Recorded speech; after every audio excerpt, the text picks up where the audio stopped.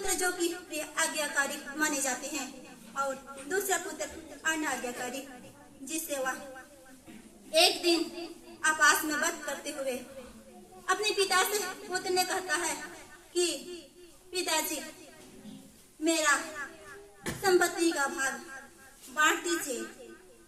तब पिता ने उसका संपत्ति बांट देते हैं।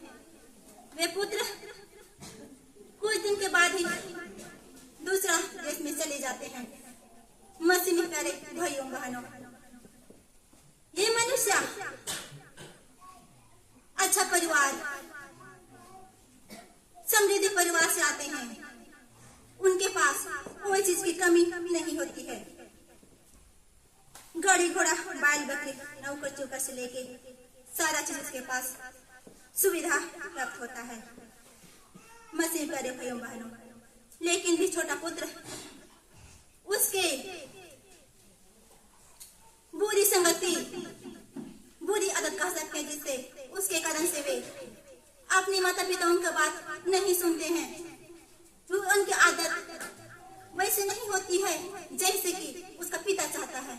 इसलिए वह अपना संपत्ति बंटवारे करने के लिए वे कहते हैं। मसीह में प्यारे भाइयों बहनों, वे इस तरह से दूसरे देश चल जाते हैं और पिता ये नहीं चाहता है कि मेरा पुत्र हमसे दूर रहे, मेरा संगति से दूर रहे, किंतु वे बुरी संगति एक ऐसे जड़ होता है, ऐसे चीज होता है जो कि इंसान की मनोबल को, एक सोच को तहस नहस कर विनाश कर देती है।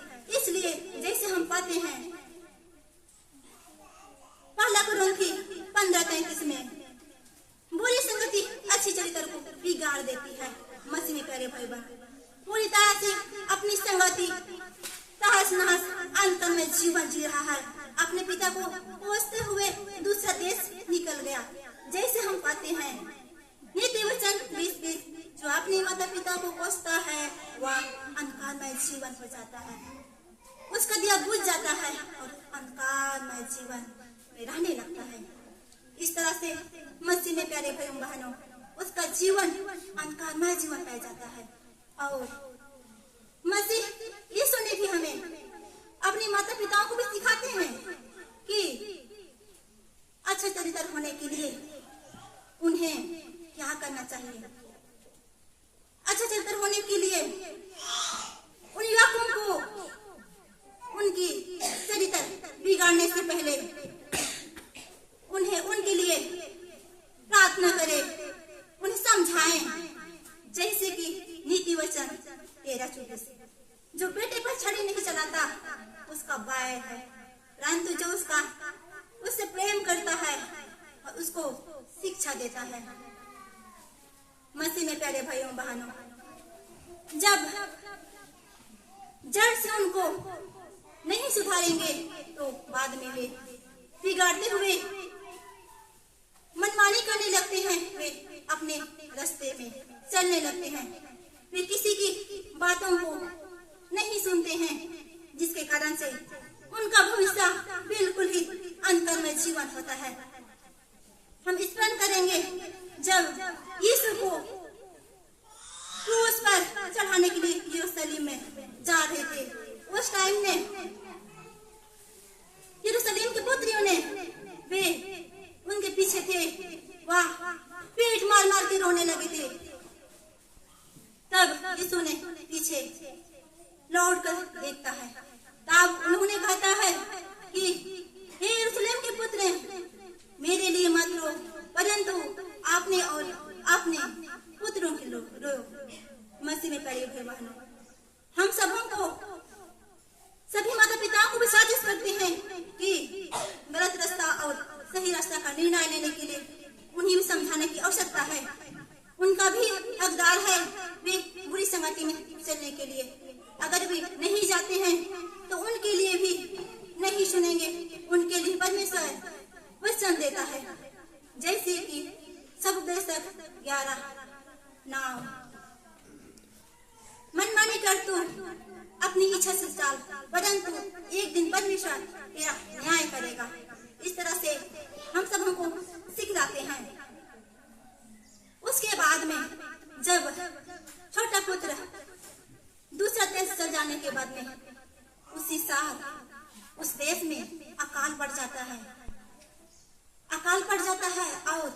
उसके खाने पीने को लेके उसके साथ में कुछ भी नहीं रहता है, क्योंकि पहले ही अपने संपत्ति को उड़ा के खत्म कर चुका था। वह पूरी तरह अकेले खुद को पाते हैं, दोस्त यारी उनको कोई साथ नहीं देता है और बिल्कुल अंतर्मय जीवन जीने लगता है। उसके पास कोई रास्ता नहीं रहता है। इसलिए मसीह में प्यारे भाइयों बहनों, वह एक स्थानीय निवासी के पास चल जाते हैं और उनसे यही बात कहते हैं कि क्या आपके पास मेरे लिए काम है।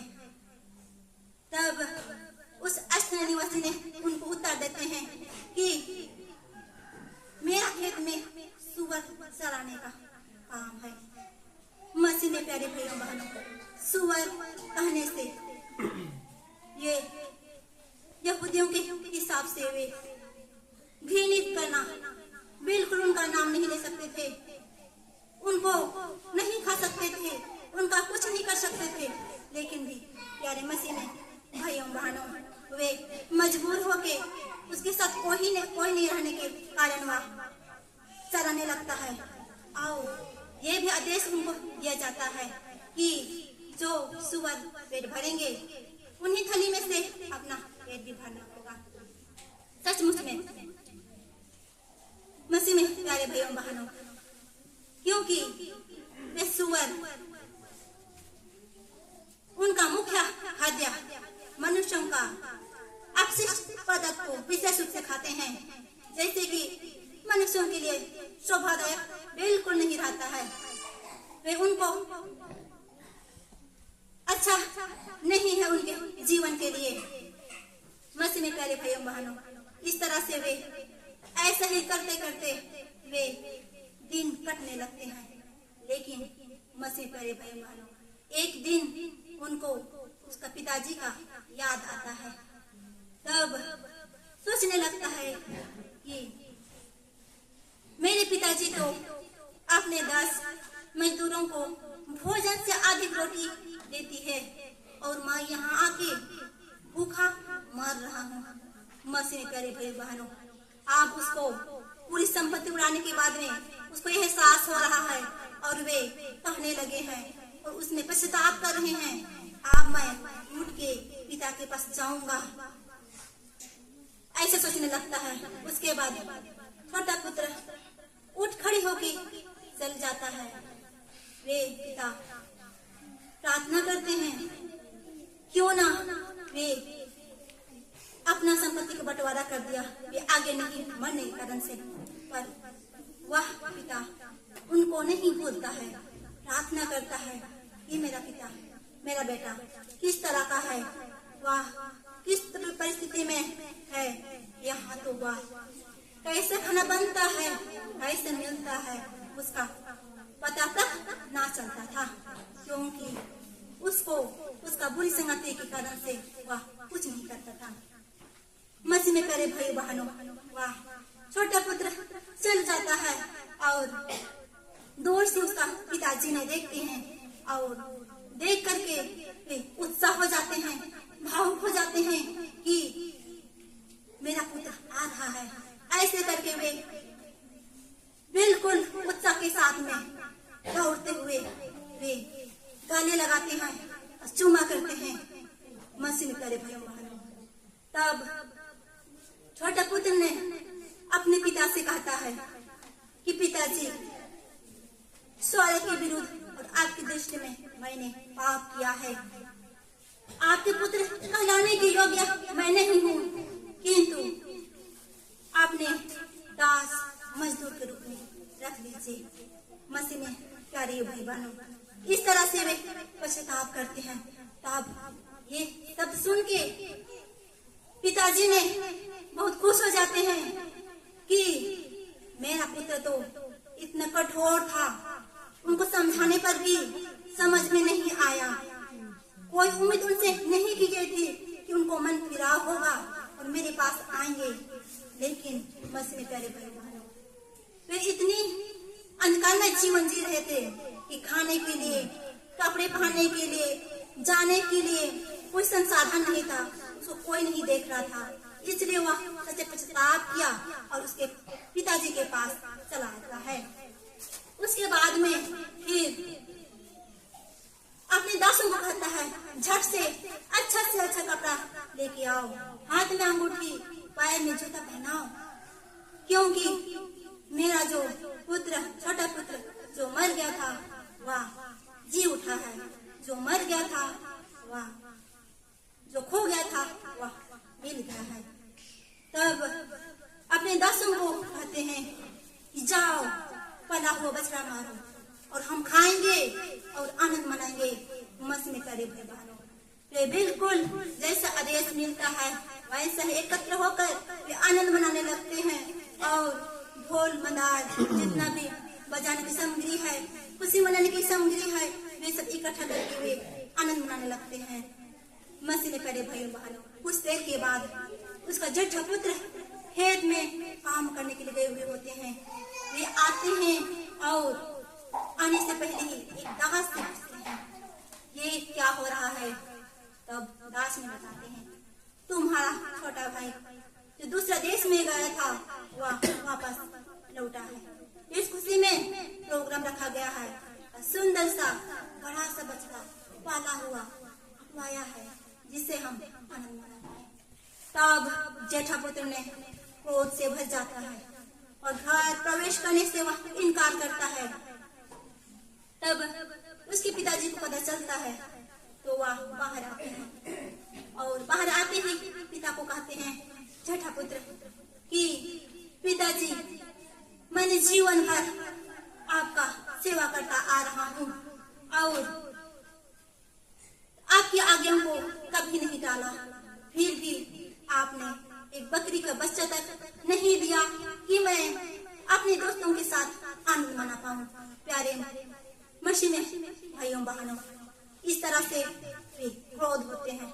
तब उसके पिताजी ने समझाते हैं और कहते हैं, पुत्र, तुम तो सर्वदा मेरे साथ हो, जो कुछ मेरा है वह तुम्हारा है, इसलिए तुम्हारा भाई जो मर गया था वह जी उठा है, तुम्हारा भाई जो हो गया था वह मिल गया है, इसलिए आनंद मनाओ और मगन हो मसीह में।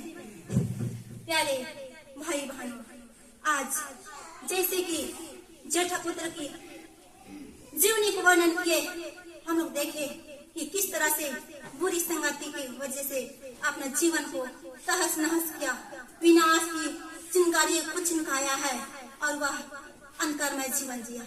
उसके जीवन में कभी शांति नहीं आया, परंतु प्रभु भटकों को अपने पास बुलाते हैं। मसीह में प्यारे भाई बहन, हमारे जीवन में, युवा व्यक्ति के जीवन में एक ऐसी चुनौती आती है कि अच्छे और बुरे के ज्ञान से दूर हो जाते हैं। वे ऐसे स्थान में नहीं आते हैं जहां उनको सुझाव मिल सके, जहां उनको सतर्क रहने की, सावधानी बरतने की उन्हें सुझाव मिल सके। मसीह में प्यारे भाई बहन, इस तरह से वह अंतरमय जीवन हो जाता है। जब छोटा पुत्र को मिल गया था, उनको पश्चाताप करने के लिए समय पश्चाताप किया और सही समय पश्चाताप किया ताकि उसका पिताजी जीवित था। ऐसा ना होता कि उसका पिताजी नहीं होता तो उसका जीवन अधूरा ही हो जाता, वह कभी प्रभु के सामने नहीं जा सकते थे।